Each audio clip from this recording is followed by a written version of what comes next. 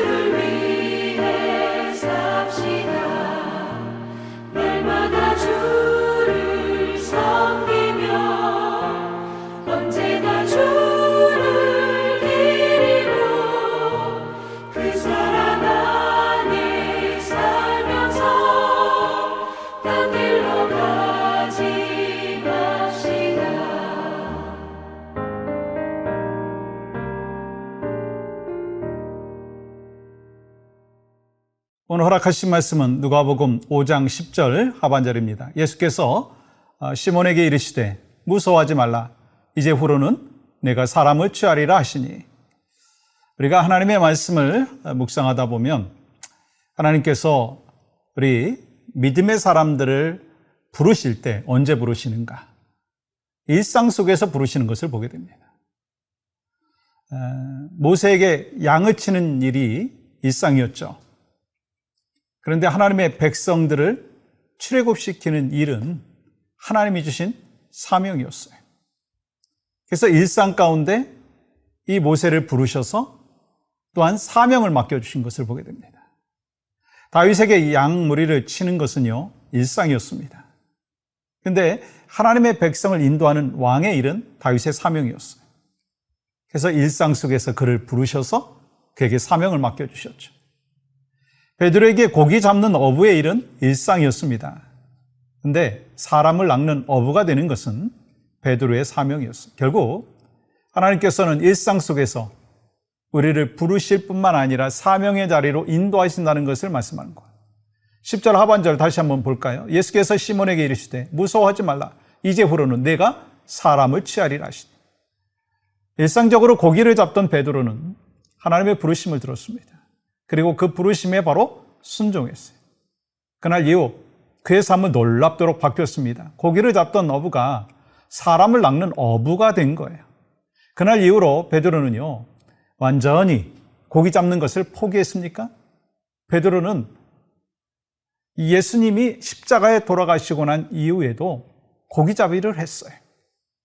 아마도 때때로 먹고 살기 위해서 고기잡이를 했을 것입니다. 그러나 그의 삶에 놀라운 이 변화가 있었어요. 무엇이 그의 삶을 놀랍게 변하게 했는가? 그것은 부르심에 대한 올바른 응답이었습니다. 중요한 것은 이 부르심이 특별한 사람에게만 해당되는 것이 아니라고 하는 사실이에요. 베드로를 부르신 예수님께서 부활하신 후에 승천하시기 전에 우리 모두를 부르셨다라고 하는 것을 우리는 기억해야 합니다. 그리고 하나님께서는 우리 모두에게 사명을 주셨다는 것을 기억하십시오. 마태복음 28장 19절과 20절. 그러므로 너희는 가서 모든 민족을 제자로 삼아 아버지와 아들과 성령의 이름으로 세례를 베풀고 내가 너희에게 분부한 모든 것을 가르쳐 지키게 하라. 볼지어다 내가 세상 끝날까지 너희와 항상 함께 있으리라 하시니라. 여기에는 많은 동사가 있고 많은 명령이 나와 있습니다. 그런데 가장 중요한 동사는요, 가서 제자 삼으라는 거예요. 여러분, 이 말씀을 누구에게 하신 말씀인가요? 나에게, 여러분에게, 우리 교회에게. 베드로를 부르셨던 주님은 지금도 우리를 부르십니다.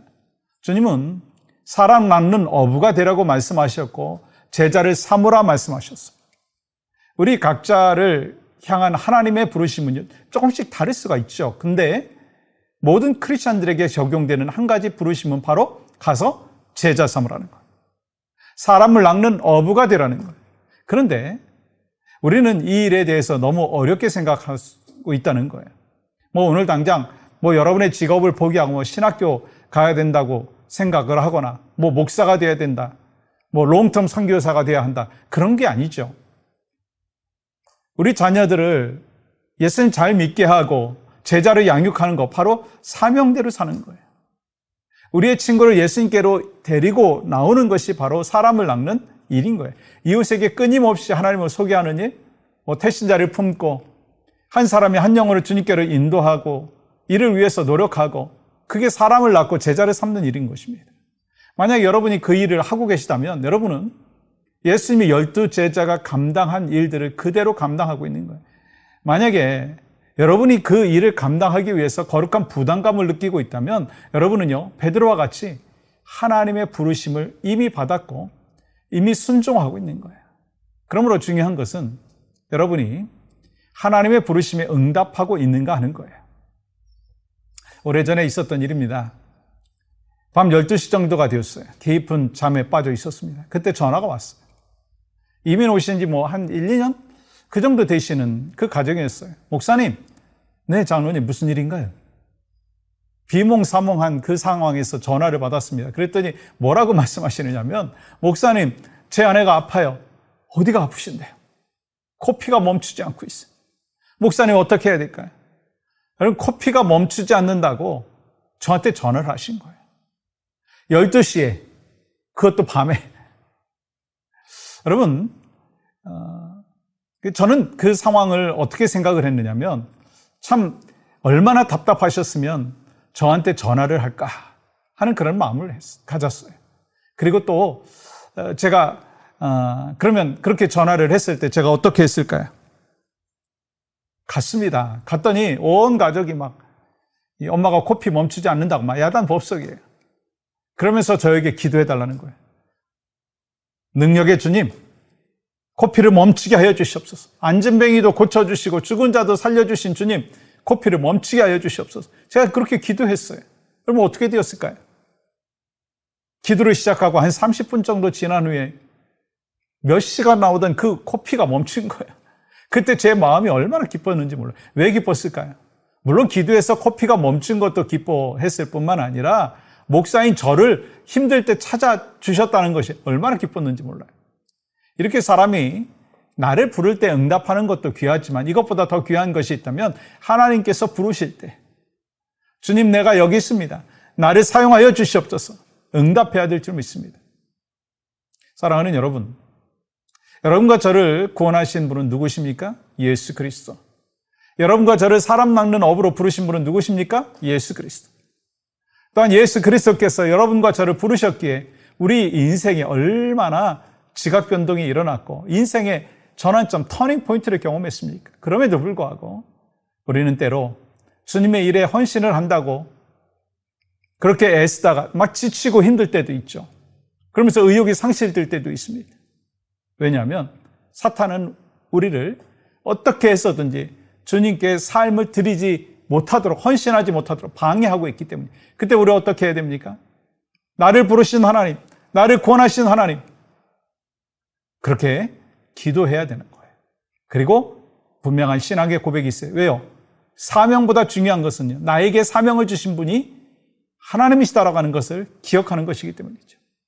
우리는 나에게 사명을 주신 하나님을 기억하면 힘들 때도, 인생의 고난이, 시련이 찾아온다 할지라도, 낙심될 때에도 하나님께서 주신 힘으로 다시 일어날 수가 있는 거예요. 그러므로 여러분의 삶을 12제자와 같이 존귀한 자로, 하나님의 영원한 상급을 받은 삶으로 바꾸기를 원하십니까? 그렇다면 일상생활 가운데 부르시는 하나님의 음성에 귀 기울이기를 원합니다. 그리고 주님의 음성에 민감하게 반응하시고 또한 이 주님의 부르심에 대해서 즉시 응답할 수 있기를 축복합니다. 그래서 부르심을 따라 살아가는 믿음의 삶을 사시는 여러분과 저의 삶이 되기를 주님의 이름으로 간절히 축복합니다. 우리 함께하는 기도를 하겠습니다. VIP 초청잔치를 통해서 하나님의 능력으로 풍성한 전도의 열매, 구원의 열매를 맺게 하여 주시옵소서. 각 목장의 목자들이 먼저 영적으로 깨어나게 하시고 주님의 마음과 전도의 열정을 갖게 하여 주시옵소서. 하나님, 오늘 또 우리에게, 우리 각자에게 사명을 맡겨주셨습니다. 그 사명을 기억하며 힘들고 어려운 상황 속에서도 잘 감당할 수 있는 은혜를 베풀어 주시옵소서. 2024년 VIP 초청잔치를 우리가 계속해서 준비하고 진행하고 있사오니 주님, 우리 모두에게 영적인 회복의 역사가 있게 하시고 또 맡겨주신 사명을 잘 감당하여 착하고 충성된 종이라고 하는 칭찬을 받는 우리 모두가 될 수 있도록 인도하여 주시옵소서. 예수님의 이름으로 기도합니다. 아멘.